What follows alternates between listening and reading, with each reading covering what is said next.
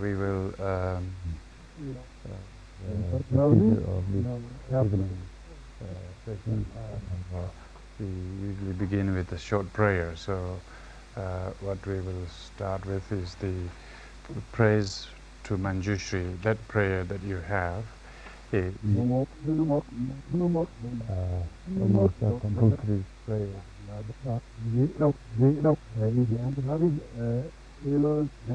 We're here to invoke our own potential wisdom mind that is clear, receptive, sharp, undistracted, unthinking.